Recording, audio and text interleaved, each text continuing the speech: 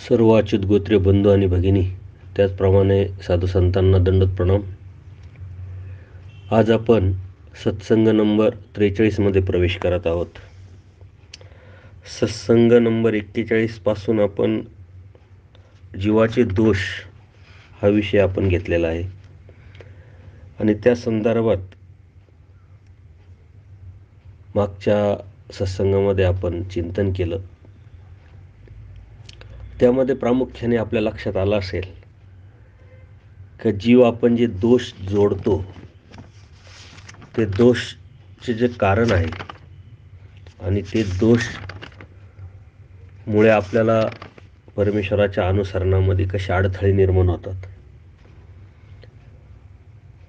आणि अनुसरणाला अडथळे निर्माण होणं म्हणजे धर्माला अडथळे निर्माण होणं.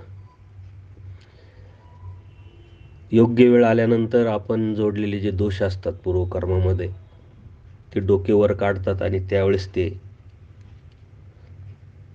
आपल्या अडचणी निर्माण करत असतात. तर दोष या शब्दामध्ये किंवा दोष या चिंतनामध्ये अनेक लोकांचे मतांतर आहे.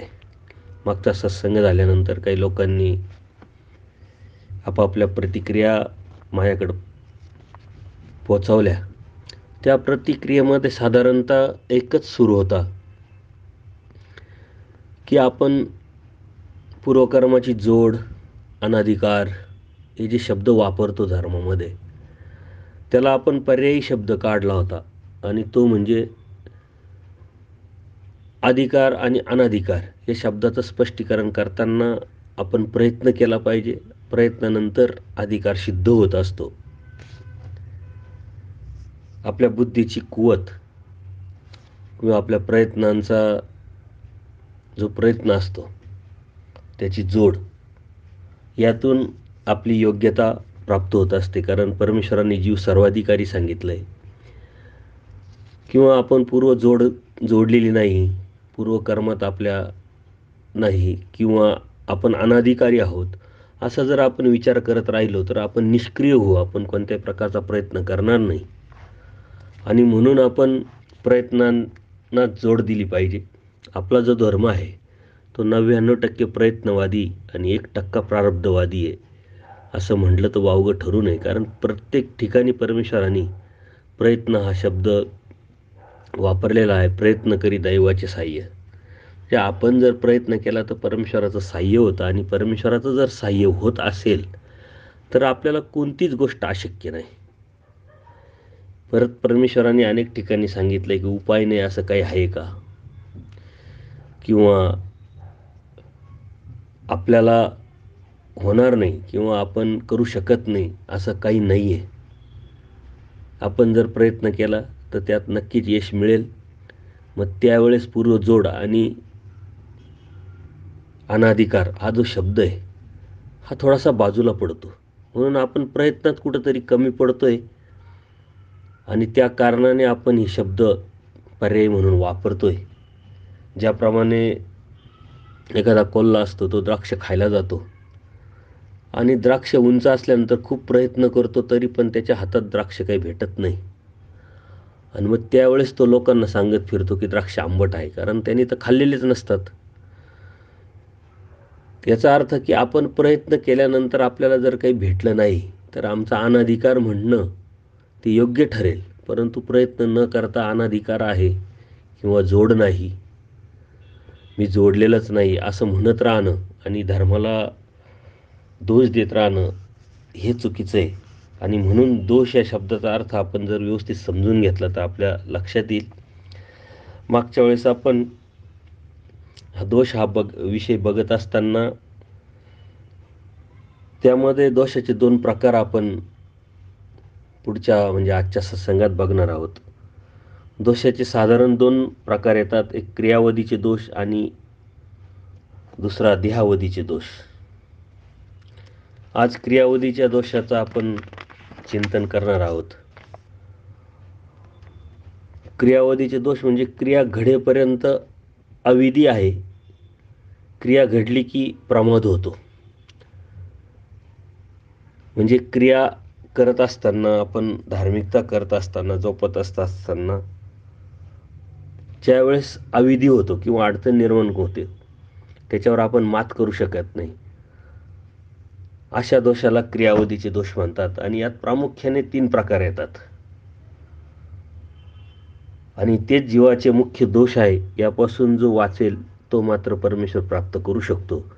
आणि तो म्हणजे पहिला विकार प्रमाद, दुसरा हिंसा प्रमाद आणि तिसरा विकल्प प्रमाद. तो विकार प्रमाद मुख्य विषय सेवना करणे,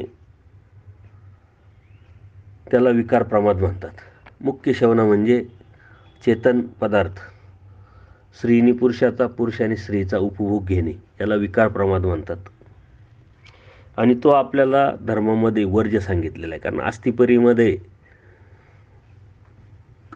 विकार हा शब्द प्रथम आलेला आहे आणि त्याच्यावरती परमेश्वरांनी शून्यत्व निर्माण करण्यासाठी जीवास सांगितलं आहे. एकीकडे परमेश्वर सांगतात जीव विकारा वेगळा कधी झालाच नाही, कारण विकार हा इंद्रियाचा धर्म असल्या कारणाने आणि इंद्रिय आपल्याशी निगडीत असल्या कारणाने आपण त्याच्या वेगळा होऊ शकत नाही.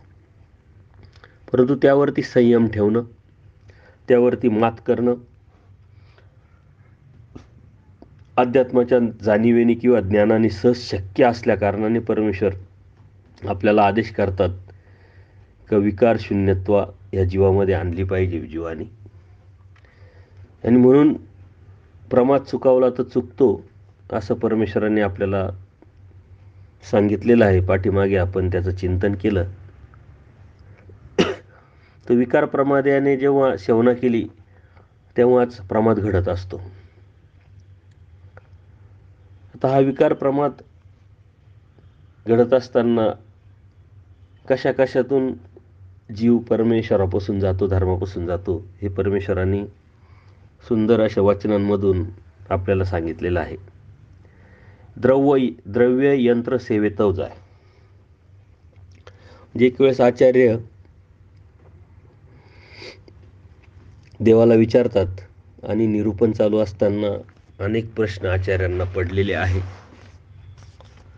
त्यावेळेस आचार्य देवाला विचारतात की अशा कोणते गोष्टी आहे, अशा कोणते निषेध आहे का पुरुष धर्मापासून जाऊ शकतो, तर ते निषेध आम्हाला निरूपावे. त्यावेळेस देवानी आपल्याला निषेध सांगितलेले आहे. सर्वज्ञ म्हणते वानर्या, अविधी तो पुरुष धर्मापासूनच आहे. म्हणजे अविधी जर घडला तर पुरुष हा धर्मापासून जातो. आणि ते अविधी म्हणजे कोणत्या कोणत्या, ते अन्य कथनेच आहे. आपण पुढे बघणार आहोत. ही जी लीळा आहे ही उत्तरार्थातली 506 नंबरची लीळा आहे आणि ही लीळा अनेक ठिकाणी आपल्या चिंतनामध्ये येणार आहे. हे शास्त्र जेथून होते तिच्या विपरीत बुद्धी जाय, द्रव्य यंत्रे सेवेतव जाय. म्हणजे जीव कशा कशापासून धर्मापासून जाऊ शकतो, परमेश्वरापासून जाऊ शकतो, हे परमेश्वर सांगतात.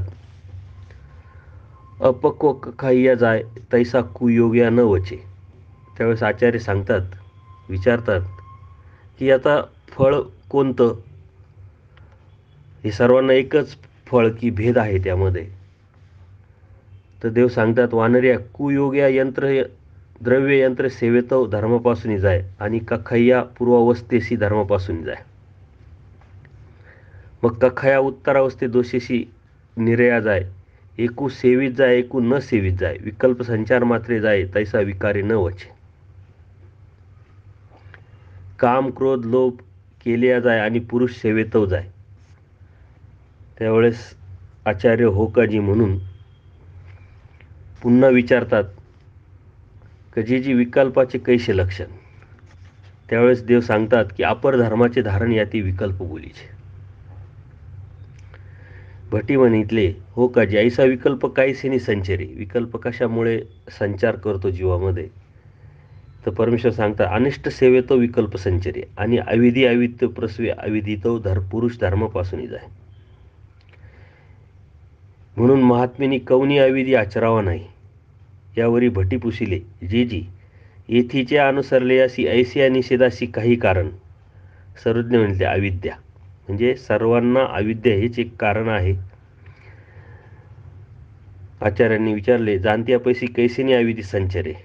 जो जाणता आहे त्याला अविद्या कशी संचरेल. सर्वज्ञ म्हटले, विद्यारूपे अविद्या संचरे का कृपारूपे अविद्या संचरे. अविद्येशी अनंतद्वारे, अविद्याद्वार पांतुची असे, म्हणून या अविद्येचे द्वार चुकवावे. अशा पद्धतीनं देवाने आचार्यांना निरूपण केलेलं आहे आणि यावरती आपण चिंतन करणार आहोत. तर द्रव्य यंत्र सेवेतच आहे, म्हणजे पैसा आणि यंत्र म्हणजे स्त्री, चेतन पदार्थ, यातून जीव हा धर्मापासून जातो आणि यातूनच विकार उद्भवत असतो. यातून सुटण्याला मार्ग आहे. या पुरुषाने जर तो दोष कायमस्वरूपी सोडून दिला आणि अधिकरणापुढे, म्हणजे कोरा अधिकरण जो आहे त्यांच्यापुढे जर प्रायचित्त घेतलं, तर यातून या प्रमादापासून हा जीव बाहेर पडू शकतो आणि परमेश्वर प्राप्तीला जाऊ शकतो. तर ते प्रायचित्तावरती आपण मागच्या वेळी चिंतन केलं. प्रायचित्त कसं घ्यावं, म्हणजे ज्या व्यक्तीबरोबर, ज्या पात्रासोबत क्रिया घडली आहे, ते पात्र म्हणजे ती स्त्री किंवा तो पुरुष प्रायचित्ताच्या वेळेस सोबत असायला पाहिजे. ज्याप्रमाणे दोषाकडे नेले त्याप्रमाणेच पात्राला दोषापासून काढून धर्माकडे लावले पाहिजे.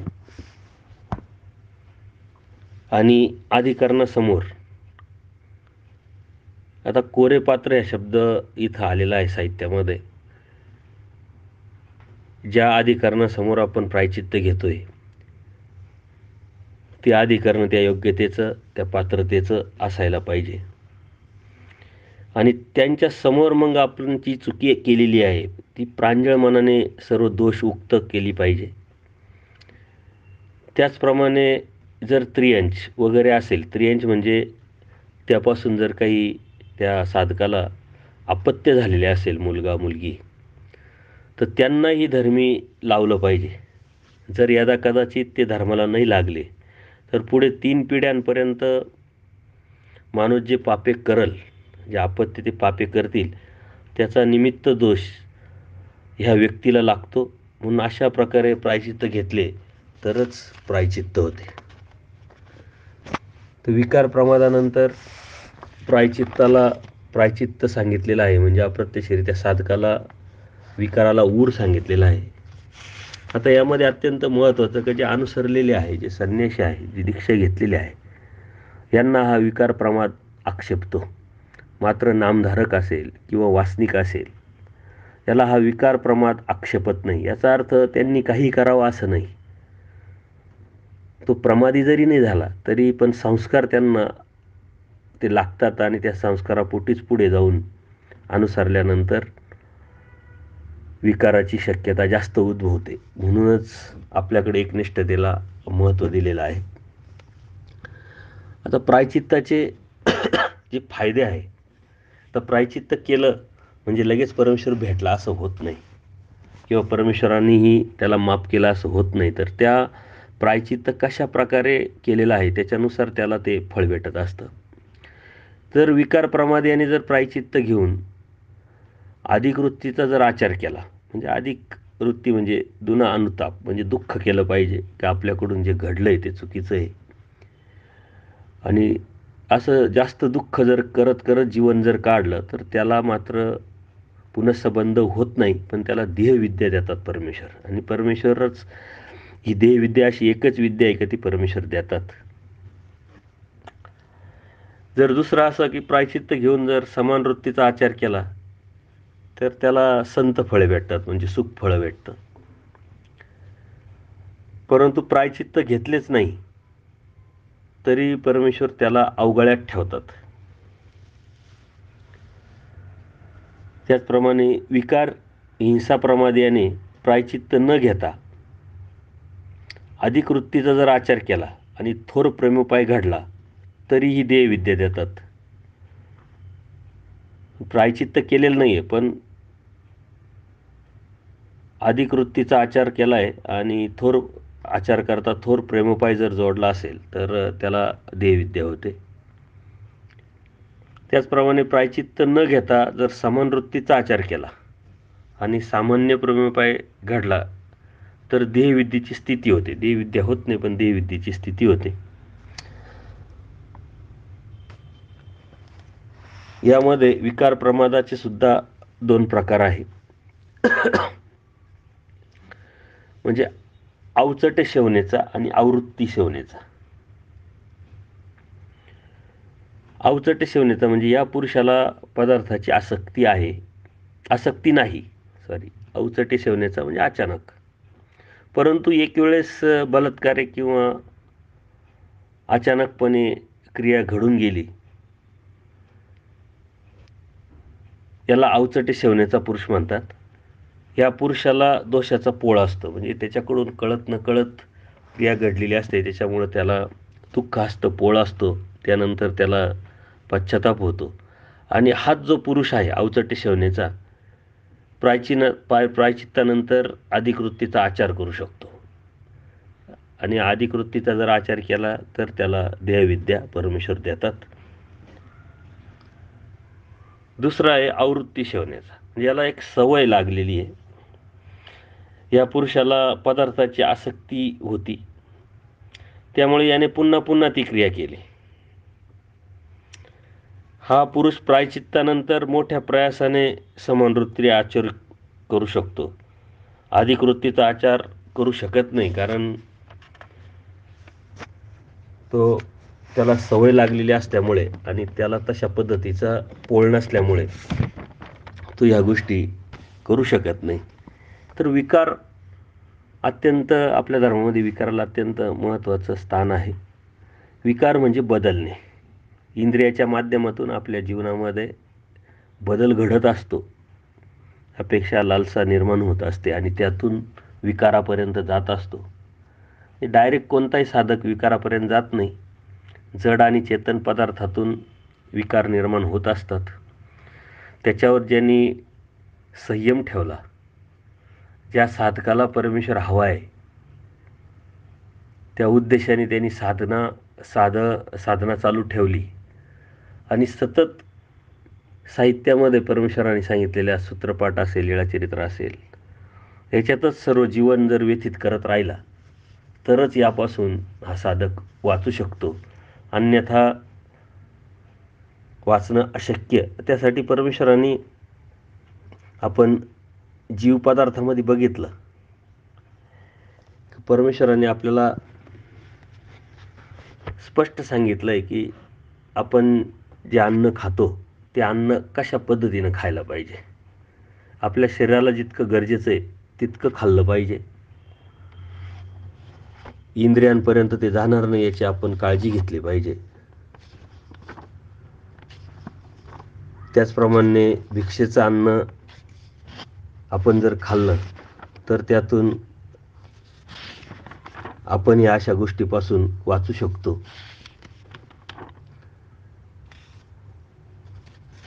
कारण साधना करत असताना परमेश्वराने जे जे सांगितलंय, जो आविदिदी आपल्याला सांगितलेला आहे, तो जर आपण सांभाळला तर त्यातून आपलंच हित आहे आणि आपलंच भलं आहे.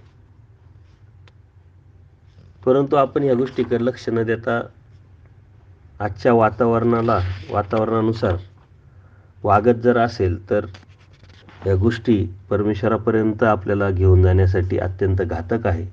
आणि म्हणून तो आपण क्षणोक्षणी पावलोपावली विचार केला पाहिजे. कारण आपल्याला जो परमेश्वराने बोध दिला आहे तो आता मागच्या सृष्टीनंतर या सृष्टीमध्ये दुसऱ्यांदी आपल्याला संधी परमेश्वराने दिलेली आहे.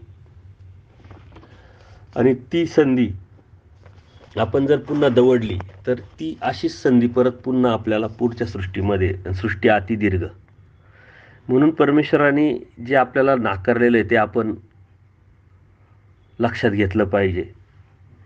प्राणाशी आहारू द्यावा, इंद्रियाशी नेदावा, हे परमेश्वर स्पष्ट सांगतात. इंद्रियार्थ रसून न सेवावा, कारण इंद्रिया हा विकाराचा निर्माण करणारा असल्या कारणाने त्यापासून जर वाचायचं असेल तर परमेश्वराने हे जे आहाराचे जे आपल्याला सूत्र सांगितले ते जर आपण पाळले तर त्या गोष्टी होऊ शकतात. घे जे असे मुसंब खाऊनी आणि तू पोकळ असे, खाली ओटळ असे जाईल परते. त्रसतो दिजे त्रसला साता जीव विषया शरण जाईल. हे करत असताना जीव त्रसला पण नाही पाहिजे, याचा आपण विचार करायला परमेश्वराने लावलेला आहे. आणि त्रसलेला जीव मग काय करेल? त्रसला साता देशाच्या शेवट जाऊन सर्वा धमत्व ब्राह्मणत्व स्वीकारेल. त्यासाठी निरसे विरसे अन्न सेविजेते, रेंदिया चेंदिया दरू भरीजे, जेवढी पिशवी किजी तेवढी होय. यासाठी परमेश्वराने नियमन लावून टाकलेलं आहे की धायेतव खाईजे पाहेतव निजे तैसे नव्हे की बाई, पश्चात प्रारी उठीजे तो सारस्वत काळ देवता हृदयासी. म्हणजे हे जे परमेश्वराने आपल्याला हे अत्यंत महत्त्वाचे सूत्र सांगितलेले आहे. जो साधक या सूत्रांवरती सतत विचार चिंतन करून पुढे जाण्याचा प्रयत्न करेल तोच ह्या विकारापासून वाचू शकतो. अन्यथा विकार हा जो आहे, परमेश्वर म्हणतात तो एका दरवाजेने येत नाही, हजारो दरवाजे त्याला आहे. आणि त्यामुळं आपण त्याच्यापासून जर वाचायचं असेल, त्याच्यापासून जर दूर राहायचं असेल, तर आपल्याला खाण्यावरती अत्यंत महत्त्वाचं असं नियमन लावावं लागेल. जो त्या खाण्यावरती नियमन लावेल तोच इंद्रियांना सांभाळेल, आणि जो इंद्रियांना सांभाळेल तोच विकारापासून दूर राहील. हे एकावर एक आधारित असं गणित आहे.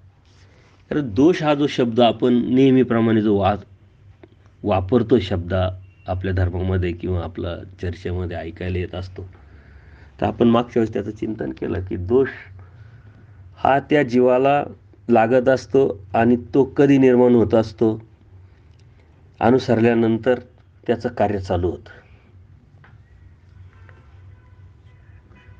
मग अनुसरण्यासाठी अडथळे, अनुसरल्यानंतर त्याला त्या साधनेवरून काढण्यासाठी अडथळे, अशा प्रकारे ते दोष आपण जे जोडलेले असतात ते काम करत असतात.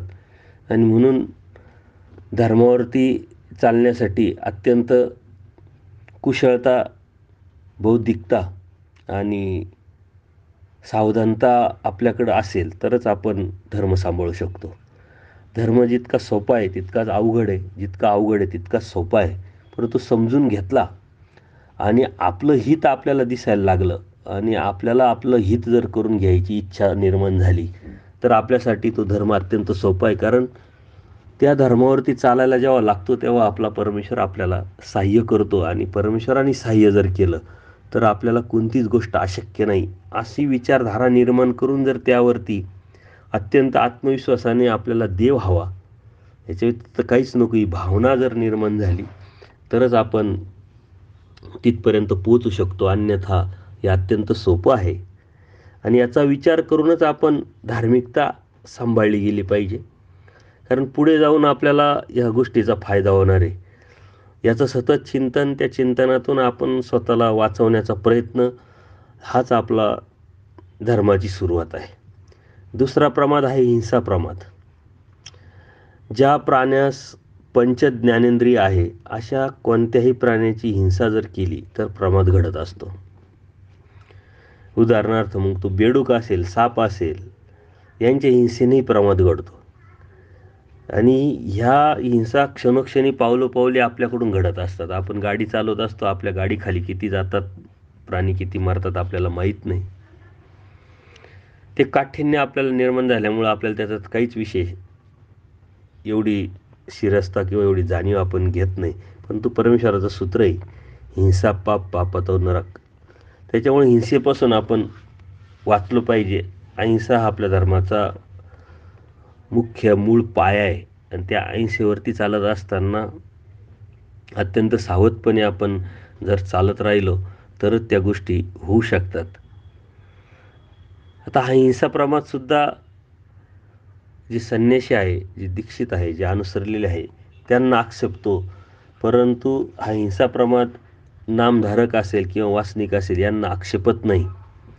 याचा अर्थ आपण काही करायचं असं नव्हे. ते संस्कार आपल्याला जर लागून आपल्यामध्ये काठिण्य निर्माण झालं तर ते अडथळे मात्र अनुसरणानंतर आपल्याला पुढं येत राहतील आणि आपल्याकडून हे हिंसेसारखं पाप सहजच घडेल आणि आपण प्रमादी होऊ शकतो.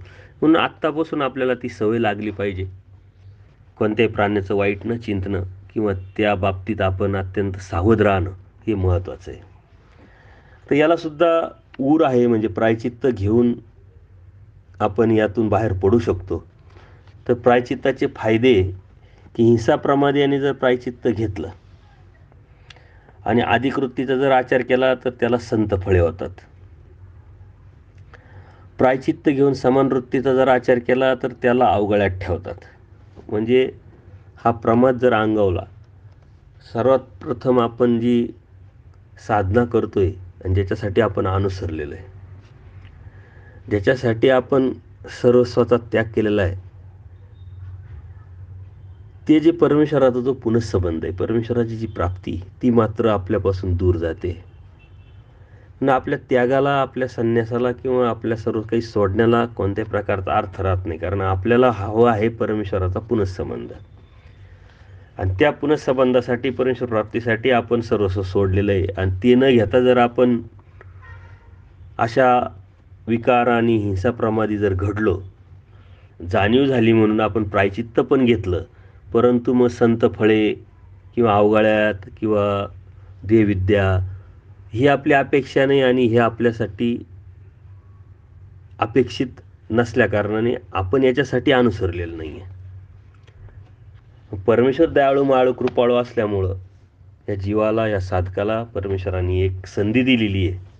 परंतु त्या संधीचा विचार करण्याच्या ऐवजी परमेश्वराचा आपल्याला कसा पुनःसंबंधच भेटेल आणि परमेश्वरच कसा आपल्याला प्राप्तीला नेईल याचा विचार करूनच जर आपण लागलो तर नक्कीच आपल्याला परमेश्वर प्राप्ती दूर नाही आहे. पण आपण त्या पद्धतीनं, त्या आत्मविश्वासाने आपण विचार केला पाहिजे.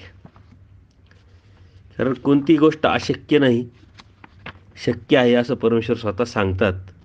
आणि जर परमेश्वरच स्वतः बरोबर जर असेल आणि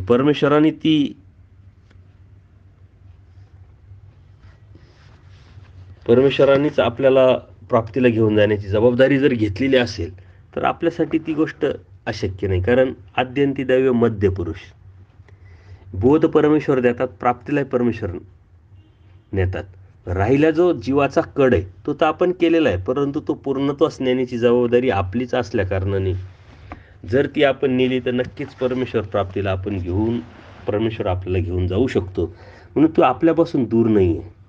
म्हणून विकार प्रमाद आणि हिंसा प्रमाद ह्या ज्या गोष्टी, याचा आपण नामधारक असेल, वासनिक अवस्थेत असेल तरी चिंतन केलं पाहिजे. आणि त्यापासून आत्तापासूनच जर सवय, आत्तापासूनच संस्कार जर आपण आपल्याला लावून घेतले तर नक्कीच ते संस्कार आपल्याला पुढे जाऊन फायदेशीर ठरतील. यानंतर अत्यंत महत्त्वाचा जो प्रमाद आहे तो विकल्प प्रमाद आहे. कारण विकल्प प्रमाद हा सर्वांनाच लागतो आणि त्यापासूनच अत्यंत साधकाला मोठा धोका असतो. एक वेळेस आचार्यांनी देवाला विचारलं की जी हे परसनायक जे आहे ते भिक्षेला जेव्हा जातात म्हणले त्यावेळेस टिळा, जाणिवे अशा प्रकारे करून जातात भिक्षेला म्हणे. आणि हे टिळा जाणवेचा धर्म कोणता आहे म्हणे? कवन धर्म. देव म्हणतात वानरे हा अन्य धर्म, म्हणजे हा विकल्परूप धर्म आहे. त्यावेळेस आचार्य सांगतात की याचं लक्षण काय मग? तेव्हा देव म्हणतात अपेक्षापूर्वक अन्य धर्माचा अंगीकारू या ते विकल्प बोलीचे. म्हणजे विकल्पाची व्याख्या परमेश्वराने स्पष्ट सांगितलंय का अपेक्षापूर्वक, काहीतरी अपेक्षा ठेवून, काहीतरी वासना ठेवून जर अन्य धर्माचा म्हणजे परमेश्वराच्या व्यतिरिक्त असलेल्या धर्माचा जर आपण अंगीकार केला किंवा अपेक्षा ठेवली तर त्याला विकल्प म्हणतात. त्यावेळेस पुन्हा आचार्य विचारतात की पुरुष परमेश्वराज्ञा अतिक्रमुनी व्यवहारी मरे त्याचे ज्ञान सहाय्य काही होय. सर्वज्ञ त्यावेळेस स्पष्ट सांगतात परमेश्वराज्ञा अतिक्रमी तरी माया बुधवारी. अशा पद्धतीनं जर यदा कदाचित परमेश्वराने सांगितलेलं जे आचार प्रणाली आहे ती जर साधकाने अतिक्रमली, म्हणजे त्याच्या व्यतिरिक्त किंवा त्याला ओलांडून आपण दुसरं काही करायला लागलो तर परमेश्वर तो बोध देतात, परंतु परमेश्वर दयाळू, माळू, कृपाळू असल्यामुळं दिलेलं ते तो स्वतः परमेश्वर काढत नाही, पण जी माया देवता आहे ती तो बोध काढून घेत असते. म्हणजे ज्यावेळेस आपण विकल्प प्रमादी होतो किंवा विकल्पाला जातो, विकल्पाला शरण जातो, त्यावेळेस मात्र आपल्यामध्ये बोध राहत नाही. त्यावेळेस आचार्य पुन्हा विचारतात, हो का जी? मग यांची जी आहे येथीच्या वेशधारणा पुरुषा शिक्कीपर्यंत उरी म्हटले. यांच्याकडे जे आता आहे धर्माच्या अनुषंगाने ते कुठपर्यंत उरतं? तर देव म्हणतात देहपर्यंत पुरुष उरलाचे असे. उरला पुरुष कैसा जाणावा म्हटले. मग परमेश्वर म्हणतात असे तो करी पडे तो धावे, येणे उरला ऐसे उमटे. अशा पद्धतीनं परमेश्वर त्यावरती प्रकाश टाकतात. तो विकल्प प्रमाद आपण यापासून अत्यंत सावध राहिलं पाहिजे. कारण विकल्प प्रमाद हा नामधारकाला, वासनिकाला, साधू संतांना सर्वांना आक्षेपत असतो. परमेश्वराने विकार आणि हिंसा प्रमाद याला ऊर सांगितलेला आहे, प्रायचित सांगितलेली. याला मात्र कोणत्या प्रकारचं प्रायचित्त नाही. एकदा गेला हा गेला. म्हणून परमेश्वराने आपल्याला तत्वसिद्धांत जे सांगितलेले ते अत्यंत महत्त्वाचे आहे आणि ते आपले तत्वसिद्धांत आहे एकनिष्ठ भक्तीचे. म्हणून एकनिष्ठ भक्ती ही आपण सांभाळली पाहिजे. कारण आपल्या धर्माचा मूळ पाया तो आहे. आणि ही एकनिष्ठ भक्ती करत असताना या अशा विकल्पाला आपण शरण गेलं न पाहिजे. संसारात जगत असताना अनेक अडीअडचणी आपल्यापर्यंत येत असतात आणि त्या अडचणीला आपण आपल्या परीनं तोंड पण देत असतो. परंतु अन्यथा ज्ञान किंवा अज्ञान ह्या कारणाने आपण त्या अडचणीला घाबरून जर काही दुसऱ्या गोष्टीचा आधार घेत असेल आणि त्या आधारापासून जर आपण परमेश्वराच्या साधनेपासून जात असेल तर तो आधार काही कामाचा नाही. अशी विचारधारा आपण केली पाहिजे. असं तत्वसिद्धांत आपण समजून घेतलं पाहिजे की ज्या बी अडचणी आपल्या जीवनात येतात, चढ उतार येतात, दुःख संकट येतात, ते आपण पूर्वकर्मात जोडलेले आहे आणि जे जोडलेले तेच पुढे येतात. कर्मवशे सकळे पावे. आपल्या अडीअडचणी असेल, दुःख असेल, संकट असेल, हे कर्मवशे आहे. जर आपणच जर आपल्याला मिळवलेलं आहे आणि तेच आपल्या समोर येत असेल तर आपण त्याला काय घाबरायचं? कारण परमेश्वर समर्थ आहे. परमेश्वराला एकदा आपण शरण गेल्यानंतर त्या समर्थवादावरती निष्ठा ठेवून जर आपण आपलं जीवन व्यतीत करत राहिलो तर परमेश्वर नक्कीच सहाय्य करतात आणि त्यातून आपल्याला बाहेर काढतात. ऋणाईच्या दृष्टांतातून परमेश्वराने आपल्याला खूप मोठं सिक्युरिटी या साधकाला दिलेली आहे. की एखादा शेतकरी असतो, तो शेतकरी कर्ज काढतो आपल्या कुटुंबासाठी आणि एक वेळ अशी येते का खूप कर्ज झाल्या कारणाने त्याच्या मनात आत्महत्येचे विचार येतात. पण ते विचार करत असताना तो राजाला शरण जातो आणि राजाला सर्व हकीकत सांगितल्यानंतर तो राजा म्हणतो प्रजेचं रक्षण करणे माझी ड्युटी, माझं कर्तव्य आहे. आणि हे जे देणेकरी असतात शेतकऱ्याचे त्यांना तो सर्वांना बोलवतो आणि सांगतो की हा तुमचा देणेकरी, तुम्ही घेणेकरी आहे. तर आता मी सांगतो तुम्हाला तशा पद्धतीनं हा तुमचा व्यवहार पूर्ण करा. त्याचं जे 50% जे देणं आहे ते तुम्ही माफ करून टाका. आता राजा पुढं कोण बोलणार? माफ केल्याशिवाय पर्याय नाही. आणि राहिलेलं जे आहे ते जितकं देईल तसं घ्या, जिथं देईल तिथं घ्या आणि जशा पद्धतीने देईल तशा पद्धतीने घ्या. म्हणजे अप्रत्यक्षरित्या परमेश्वर स्पष्ट सांगतात की जर हा जीव मला शरण आला तर तुम्ही जे मिळवलेले जे भोग आहे ते 50% माफ होतात. राहिलेले जे 50% जे भोग आहे, भोगाने संपतात. ते सुद्धा दैवसभा म्हणजे परमेश्वराकडं आपल्या सर्व भोगाच्या फायली गेल्यानंतर परमेश्वर ठरवणार कोणत्या ठिकाणी, कसं आणि कशा पद्धतीनं. म्हणून आपल्यावर खूप मोठं येणारं संकटसुद्धा अत्यंत छोट्या याच्यावरती निभावून जाऊ शकतं. कारण परमेश्वर दयाळू, मायाळू, कृपाळू असल्यामुळं सतत सहाय्य परमेश्वराचं आपल्याला लाभत असतं. फक्त त्यासाठी आपल्याला अनन्यभावी परमेश्वराला शरण गेलं पाहिजे. एकनिष्ठ भावनेने परमेश्वराच्या चरणी लीन राहिलं पाहिजे. परमेश्वराच्या समर्थवादावरती आपली निस्सीम अशी निष्ठा असली पाहिजे आणि जे बी होईल ते परमेश्वर करील अशा भावनेने आपण जर आपली साधना करत राहिलो तर नक्कीच आपल्याला यातून बाहेर पडता येतं. परंतु काही अज्ञानी जीव असतात, अपेक्षापूर्वक अशा विकल्पाचा आधार घेतात. त्याच्यामध्ये अनेक काही साधक लोक आहे, काही वासनिक आहे, काही अज्ञानी लोक असल्या कारणाने अन्य धर्माचा अंगीकार केला जातो.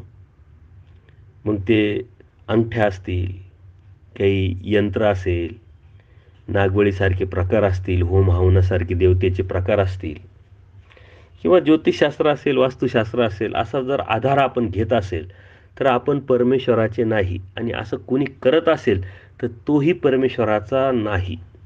बाह्य अंगाने जरी तो परमेश्वराचा दिसत असेल, दैवराटीचा दिसत असेल, तरी तो मात्र ह्या धर्मापासून अंतर्मनाने गेलेला आहे हे आपण समजावं. आणि त्यापासून आपण तर सावध राहावं, पण यांच्यापासून सुद्धा आपण सावध राहावं. कारण संग्रहरूप विकल्पातूनच ह्या गोष्टी पुढं सरकत असतात. आज हे केलं, उद्या तो करील, बाकीचं वाढत जाऊन आपण मुख्य विकल्पाला, देवतेला शरण जाऊन ह्या परमेश्वराच्या धर्मापासून जाऊ शकतो. आणि परमेश्वराचा धर्म सहजासहजी आपल्याला भेटलेला नाही आहे. अनंत जन्मानंतर, अनंत सृष्टीनंतर आपल्याला परमेश्वराने बोध दिला आहे. नुसता बोध नाही दिला तर जीव, देवता, प्रपंच आणि परमेश्वराची जाणीव, ओळख आपण करून घेतलेली किंवा करून घेतोय. तो बोध म्हणजे परमेश्वराचा आपल्याला झालेला स्पर्श आहे. कारण बोधरूपी बोध आणि बोधशक्ती परमेश्वराकडून बोध झाल्याबरोबर जीव, देवता, प्रपंच आणि परमेश्वर या 4 पदार्थाचं जसं आहे तसं ज्ञान आपल्याला प्राप्त होतं.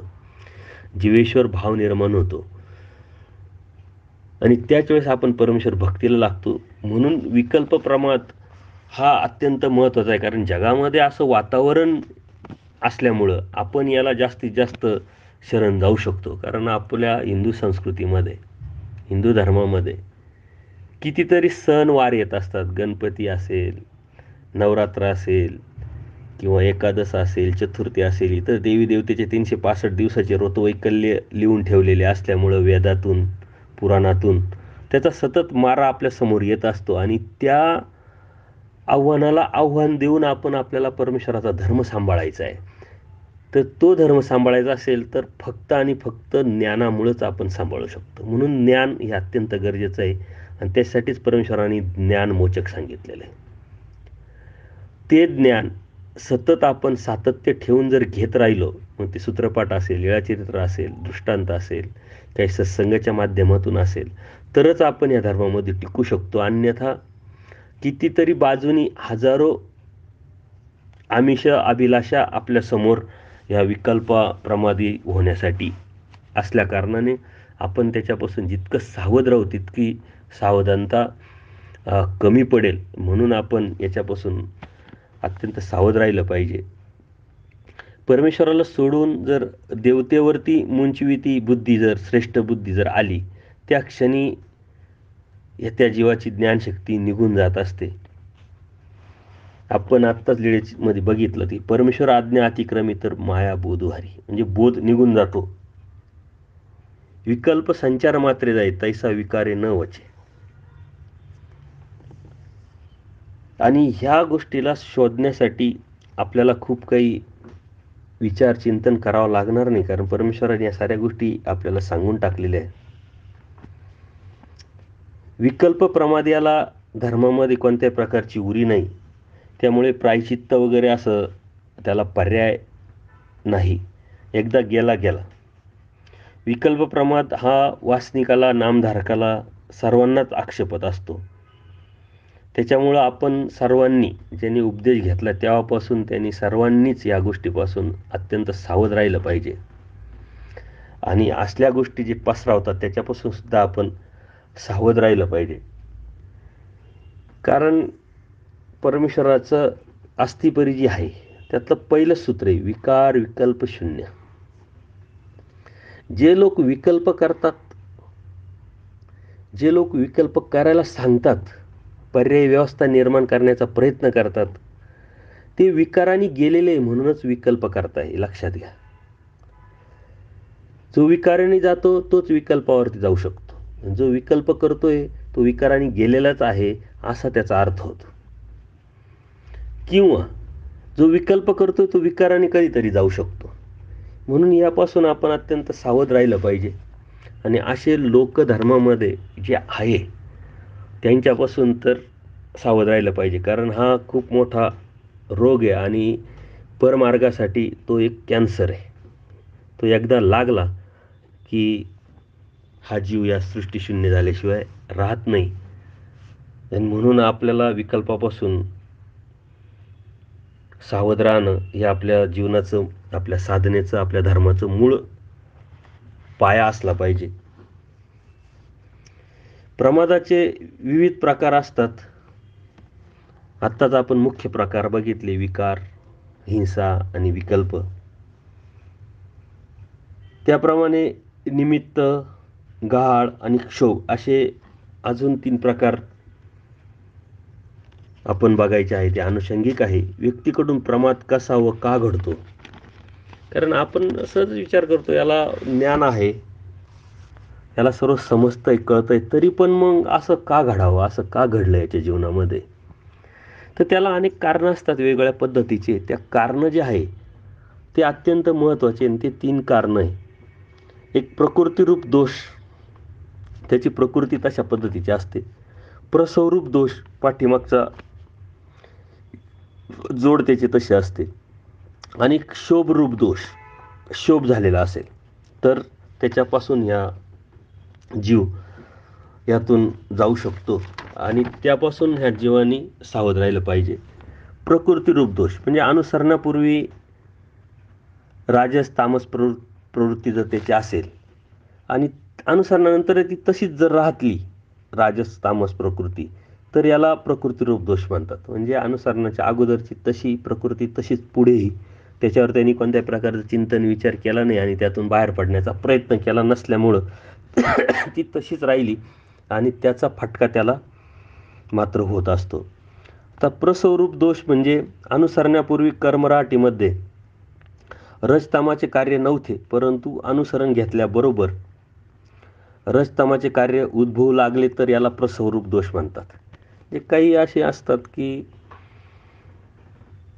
या अगोदर आपल्याला कळत नाही की आपली लेवल काय, आपली कॅपॅसिटी काय, आपण काय करू शकतो, काय नाही करू शकत. तर रजतम म्हणजे राजस आणि तामस प्रकृती त्याची असते, परंतु त्याला ती कळत नसल्यामुळे त्याने ती शोधणी किंवा त्याचं चिंतन न केल्यामुळं अनुसरणानंतर मात्र ती उद्भवते आणि ती उद्भवल्यानंतर त्याचा फटका या साधकाला होतो. त्याला प्रस्वरूप दोष म्हणतात. जसं 10वीला गेल्यानंतर 10वीचा पेपर किती सोपा, किती अवघड, कोणता अभ्यासक्रम हे समजू शकतं. 8वी 9वीत काय उपयोग होत नाही त्याचा विचार केल्याने. तशा पद्धतीनं ती वेळ आली का मग ती डोकं वर काढतं. परत तिसरा जो प्रकार आहे क्षोभरूप दोष म्हणजे अनुसरणापूर्वी कर्मराटीमध्ये रज तमाचे जर कार्य नव्हतं, पण अनुसरणानंतरही 5-10 वर्ष रज तमत उद्भवले नाही, त्याला काहीच वाटलं नाही, अनुसरणानंतर मस्त व्यवस्थित गेलं आणि मग कधीतरी काही काळानंतर त्याचं जर कार्य उद्भवलं तर त्याला क्षोभरूप दोष म्हणतात. म्हणजे पूर्वकर्मात काहीतरी तो कोणाला तरी अडचणीला काहीतरी दोष, काहीतरी क्षोभ निर्माण झालेला असल्यामुळं त्याच्यामध्ये हे प्रमादाचा प्रकार होतो. तर अवसरकाळी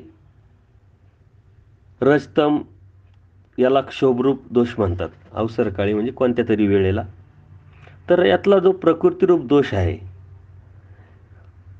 तो आपण बघितला तर आपल्या लक्षात येईल की प्रमादीय होईलच म्हटले, कारण त्याची प्रकृती तशी आहे. त्या प्रकृतीला ते न मानवण्यासारखं असल्यामुळं तो त्याला शरण जातो आणि त्याच्यामुळं त्याच्यामध्ये हा प्रकार घडत असतो. आता इथं प्रयत्नाला किंवा आपला जाणीव आपण करून घेतली तर त्याला पर्याय परमेश्वराने सांगितलेले आहे. पण ते पर्याय निर्माण करणं, ते पर्याय आपण स्वीकारणं आणि त्याच्यावरती सतत सातत्य ठेवलं तरच याच्यावरती आपण मात करू शकतो. म्हणून आपण आपल्या जीवनामध्ये पाठीमागं काय मिळवलेलं आपल्याला माहीत नाही आणि त्यामुळं त्या कारणाने कोणत्या वेळेस कोणती गोष्ट आपल्या जीवनात येईल हे आपल्याला सांगता येत नाही. त्यासाठी सतत प्रार्थना असली पाहिजे परमेश्वराकडं. तर मागील सृष्टी ज्ञानदी कर्मराटीच्या किंवा दैवराटीच्या पात्रासोबत म्हणजे स्त्रीसोबत संमतीने जर रज भोगलेला असेल, तर प्रमाद अंगविलेला असेल, तर तो पुरुष पुढील सृष्टी प्रमादी होईलच. कारण ते संस्कार चिटकलेले आणि तेच पुढं येत राहतात. या सृष्टीमध्ये प्रमाद्या झाला याचा अर्थ मागील सृष्टीसुद्धा प्रमाद्या त्याने अंगवलेली होती, हे आपण स्पष्ट होतं. मग याचा अर्थ ह्या सृष्टीत, मागच्या सृष्टीत प्रमाद्या त्याच्यामुळे ह्या सृष्टीत प्रमादी आहे, मग पुढच्या सृष्टीत प्रमादी आहे नाही. जर प्रयत्नाने ह्या जीवानी त्याच्यावरती जर मात केली तर ती अडचण परत त्या साधकाला कधी येत नाही. त्यासाठी प्रयत्न, ज्ञानाची जाणीव, परमेश्वराक प्रार्थना सतत, दुःख पोळ आणि यापासून परमेश्वराने मला वाचवावं यासाठी जर तळमळ दुःख जर असेल तर नक्कीच परमेश्वर यातून जीवाला, साधकाला बाहेर काढतात. अन्यथा तो साधक कधीच बाहेर पडला नसता. म्हणून प्रकृती जी आहे ती आपली ओळखायला आपण शिकलं पाहिजे. आपली प्रकृती कशी आहे, काय आहे, त्यापासून कसं सावध राहिलं पाहिजे, त्या प्रकृतीला काय जाणवतं, काय मानवतं. परंतु आंधळी भक्ती, आंधळी धार्मिकता जर आपण करत राहिलो तर सहजच आपण यातून उडून जाऊ आणि जो अनंत सृष्टीनंतर अत्यंत प्रयत्नाने परमेश्वराच्या दयाकृपा करून यांनी आपल्याला जो धर्म भेटला आहे तो मात्र आपल्याकडून निघून जाईल. दुसरा जो आहे प्रसवरूप दोष, म्हणजे भरवशाने प्रमादी होईलच. प्रसवसुद्धा पाठीमागचा असतो. ज्या पुरुषाने मागील सृष्टीमध्ये ज्ञानदेही म्हणजे त्याला ज्ञान झालेलं आहे, तो एक तर वासनिक असेल, कर्मराटीतला किंवा दैवराटीतला तो साधक असेल, तर दैवराटीच्या पात्रांना जर बळच दोषाकडे प्रवृत्त करून प्रमाद्या जर अंगावलेला असेल, प्रमाद अंगावलेला असेल, तो पुढील सृष्टीमध्ये भरवशाने प्रमाद्या होईल. पाठीमागच्या यांनी कसं संमतीनं रज भोगला, इथं त्यांनी बळेच दोषाकडे लावलेले. त्याच्यामुळं 100% तो या प्रमाद अंगावणारच.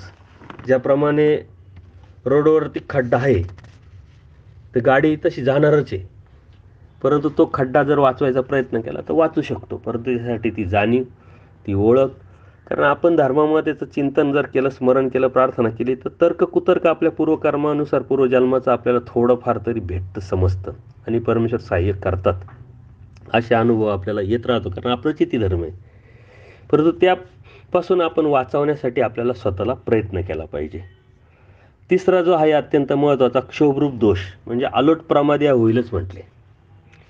ज्या पुरुषाने मागील सृष्टीमध्ये ज्ञानदेही दैवराटीच्या पात्रांना आपल्या लालचीपोटी किंवा आपल्या हाव मिटवण्यासाठी नशिले पदार्थ देऊन त्यांच्या सोबत जर प्रमाद अंगावला तर पुढील सृष्टीत ज्ञानानंतर तो आलोट प्रमादी होईल. त्याच्यापासून तो वाचूच शकत नाही. परंतु वाचूच शकत नाही असं नाही आहे, उपाय नाही असं काही नाही. प्रमादा जर टाळता येऊ शकतो, परमेश्वर स्पष्ट सांगतात. त्या पद्धतीनं आपला प्रयत्न अत्यंत गरजेचा आहे. ह्या क्षोभरूप दोष अशा पद्धतीचा आहे का आपल्या अंगावरती एखादा रोड रोलर येतोय, खूप जड मोठा असतो रोड रोलर, आणि आपल्या अंगावर येतो हे आपण बघितल्यानंतर सर्व शक्तीनिशी त्याला प्रतिकार करतो, म्हणजे त्याला लोटण्याचा प्रयत्न करतो. आपल्या छोट्याशा शक्तीनं एवढ्या मोठ्या रोड रोलरचं काय होऊ शकतं? काहीच होणार नाही. त्याच्या खाली आपण 100% चिरडूनच जाऊ, अशा पद्धतीचा हा क्षोभरूप दोष असतो. पण तरीही यावर उपाय परमेश्वर सांगतात. उपाय नाही असे काही नाही आहे. वरील सर्वच प्रमाद्यांना प्रतिबंधासाठी त्यांनी परमेश्वराचं तत्त्वज्ञान समजून घेतलं. त्या तत्त्वज्ञानातून आचार हा जो विषय अत्यंत महत्त्वाचा समजून जर घेतला आणि जितकं आचार करता येईल तितका जर करण्याचा प्रयत्न केला, त्या चर्येवर तो साधक जायला लागला. त्यानंतर त्याला ही जाणीव झाल्यानंतर, या तत्त्वज्ञानातून आपल्याला समजल्यानंतर आपण जर चतुर्विध दुःख जर करत राहिलो सतत, त्या चतुर्विध दुःखातून चतुर्विध स्मरण जर आपण करत राहिलो आणि आपल्या जीवनामध्ये, साधकाच्या जीवनामध्ये सातत्य जर आपण परमार्गाची सेवा करण्यामध्ये घालवली किंवा परमार्गाची सेवा करत करत आपण आपली दिनचर्या जर ठरवली, तर ह्या सर्व उपायांनी दोष मात्र प्रतिबंधत असतात. म्हणून यातच साधकाने सतत राहिले पाहिजे.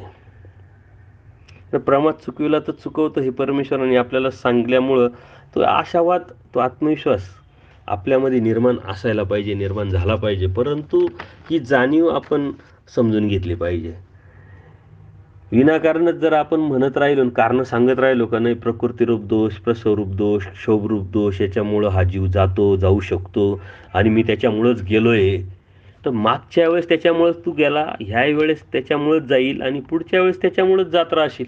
मग असं हे जन्ममृत्यूचं दुःख हे किती वेळ, त्यातून काढण्यासाठी आपण धर्माला लागलेलो, त्याच्यातून निघण्यासाठी आपण परमेश्वराच्या मार्गाला लागलेलो आहे.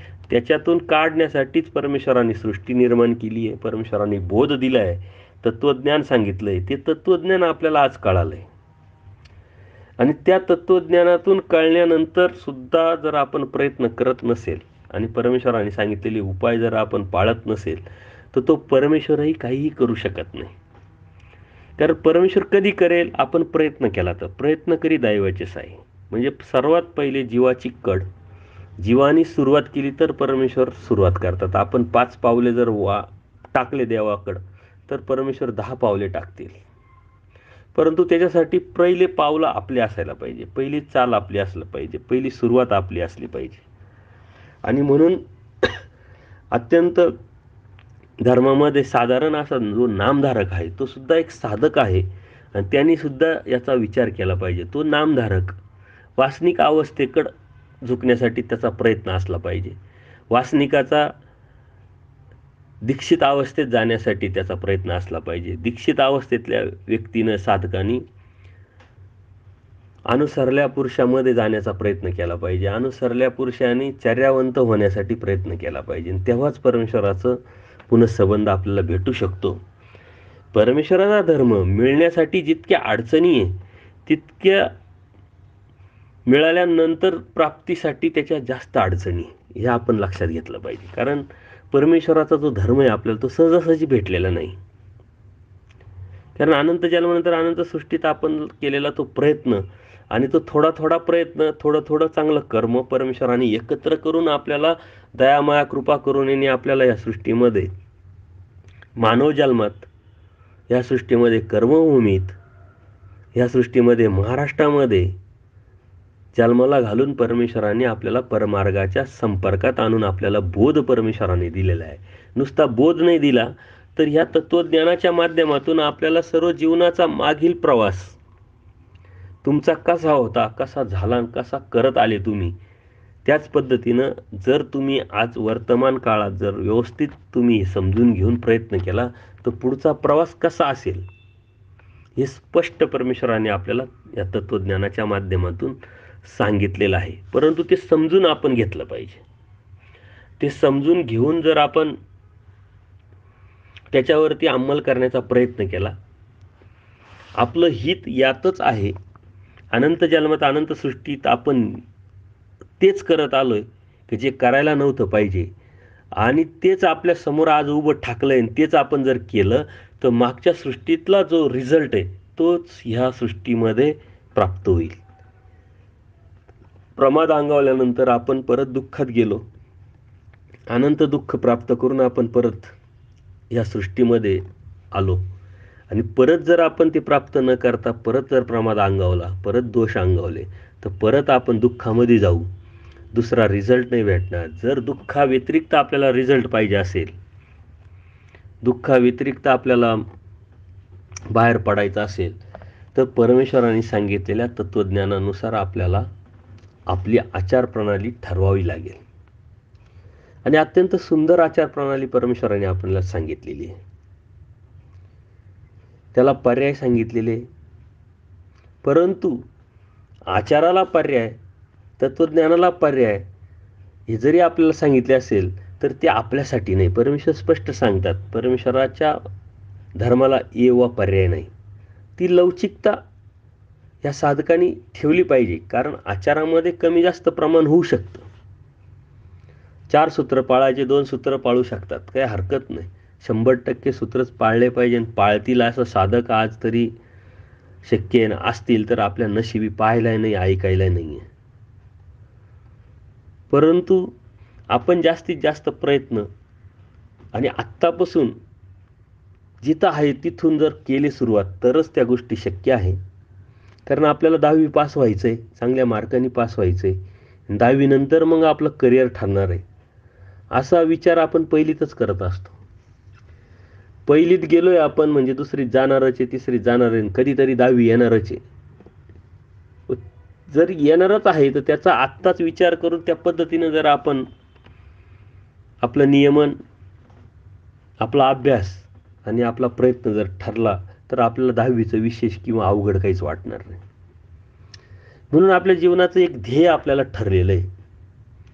ते ध्येयापर्यंत आपल्याला ते ध्येय गाठण्यासाठी आपल्याला परमेश्वराने सांगितलेला जो सिलेबस, जो अभ्यासक्रम आहे, त्याचं चिंतन, त्याचं मनन केलं तरच तो परमेश्वराने जो मुक्तीचा जो पेपर आहे तो आपल्याला सोडवता येईल. अन्यथा त्या मुक्तीच्या पेपरपर्यंत आपण कितीतरी वेळा गेलो, परंतु आपण न सोडवल्यामुळं नापास होत राहिलो. आज मात्र आपल्याला खूप मोठी संधी परमेश्वराने दिलेली, कारण आचार्य सांगतात का ह्या अवतारापासून जो उद्धारणार नाही तो कोणत्या अवतारापासून उद्धरेल याची गॅरंटी नाही. कारण उभयदृश्य अवतार. परत कोणत्या अवताराला कशाचं व्यसन, कोणत्या अवताराला कशाचं व्यसन. आपल्या परमेश्वराला फक्त जीव उद्धारण्याचंच व्यसन, म्हणजे तुम्हाला उद्धारण्याचं आहे, आपल्याला उद्धारण्याचंच आहे परमेश्वराला. हे परमेश्वरानेच ठरवून टाकलेलं आहे. पण त्याच्यासाठी आपल्याला थोडासा प्रयत्न, त्या परमेश्वराच्या कडेमध्ये आपण आपला कड निर्माण करणं हे अत्यंत गरजेचं आहे.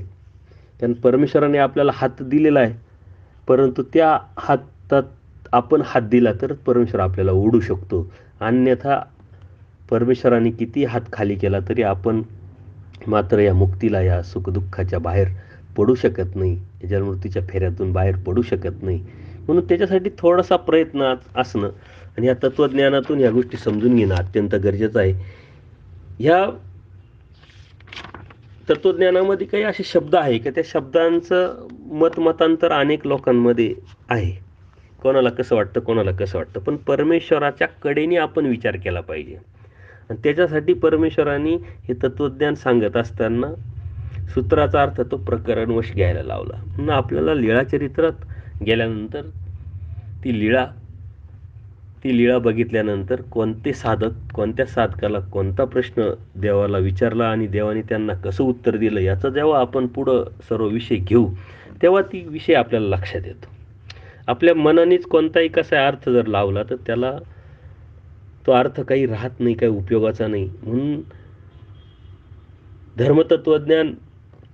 धर्मतत्वज्ञानामध्ये आलेले शब्द याचं चिंतन जर केलं तर नक्कीच त्याचे शब्दचे अर्थ आपल्याला लक्षात येतात. आणि कितीतरी साधक गुरुजन आपल्या संपर्कात आहे, त्यांना आपण जर विचारून घेतलं तर त्या गोष्टी अगदी सोप्या होऊन जातात. जर आपल्या मनानेच त्याचे अर्थ लावून जर आपण विरोधासाठी विरोध किंवा त्याच्यावरती शब्द टोकत जर राहिलो तर त्याचा काही उपयोग होत नाही.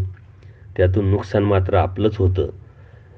कारण मागच्या सत्संगाच्या नंतर मला बरेच फोन आले आणि त्या फोनातून त्यांचा एकच रोष होता की पूर्वकर्माची जोड तुम्ही कशी नाही म्हणता. मी नाही म्हणत नाही, पूर्वकर्माची जोड आहे. जीवाचा अनाधिकार असू शकतो, पण जीवाने सर्वाधिकार सांगितला आहे. पण त्यासाठी आपला प्रयत्न, त्याची शोधणी अत्यंत महत्त्वाची. जे परमेश्वराने सांगितलेलं आहे ते करणं ही आपली ड्युटी, आपलं कर्तव्य. आपण ते न करता जर आपण त्याचा आधार घेत असेल तर आपण आपलं नुकसान करून घेतो. यात परमेश्वराचं काही नुकसान होत नाही. परमेश्वराचं जीव उद्धारण्याचं व्यसन आहे आणि ते जीव उद्धारण्याचं जे कार्य आहे हे निरंतर चालू आहे. त्या चक्रात आपण आहे की नाही हे पाहणं आपलं काम आहे. त्या लिस्टमध्ये परमेश्वराच्या आपलं नाव आहे की नाही हे चेकिंग करणं हे आपलं काम आहे. परमेश्वराला तर सर्वांनाच उद्धारायचं आहे आणि आपणही उद्धारून जाणारच आहे. पण कधी, त्या कधीचा उत्तर आपल्याकडं नाही आहे. त्याचं उत्तर आपल्याकडं जर निर्माण करायचं असेल तर आत्तापासून प्रयत्न करणं आणि विषय व्यवस्था न करता परमेश्वराने सांगितलेले त्याच्यावरती ठाम राहून ते करण्यासाठी सुरुवात करणं हे महत्त्वाचं आहे.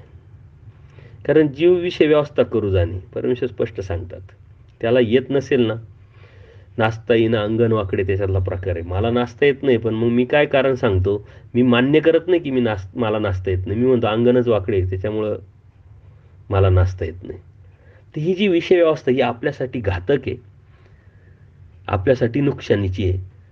याचा जर विचार केला तर नक्कीच परमेश्वराने जो आशावाद किंवा जो प्रयत्नवाद आपल्याला परमेश्वराने शिकवलेला आहे आपल्या धर्माच्या तत्त्वज्ञानाच्या अनुषंगाने, तो आपल्या मनामध्ये, आपल्या विचारामध्ये, आपल्या बुद्धीमध्ये आणि आपल्या लाईफस्टाईलच्या जीवनामध्ये सातत्यपूर्ण जर आपण निर्माण केला तर परमेश्वराची प्राप्ती आपल्यासाठी नक्कीच दूर नाही. की ज्या अर्थी परमेश्वराने सृष्टी निर्माण केली, ज्या अर्थी परमेश्वराने या सृष्टीमध्ये जीवाला आणलं, ज्या अर्थी साऱ्या देवतेला कामाला लावलं ज्या अर्थी परमेश्वर स्वतः अवतार घेतात, वाडोवेडी फिरून हे तत्त्वज्ञान सांगतात आणि या तत्त्वज्ञानाद्वारे आपल्यामध्ये एक आशावाद, एक आत्मविश्वास निर्माण करतात, की तू मला मिळू शकतो आणि मला तुला मिळवायचं आहे. तुला मी घेऊन जाणार आहे आणि आनंद देणार आहे. त्या अर्थी आपल्यासाठी हे अवघड नाही आणि आपल्यासाठी सारं निर्माण केलंय, तर परमेश्वराला ते देणंच देणं आहे. फक्त तो आशावाद, तो आत्मविश्वास निर्माण करून आपण त्या गोष्टीला सुरुवात केली पाहिजे. धन्यवाद. दंडोत प्रणाम, दंडोत प्रणाम.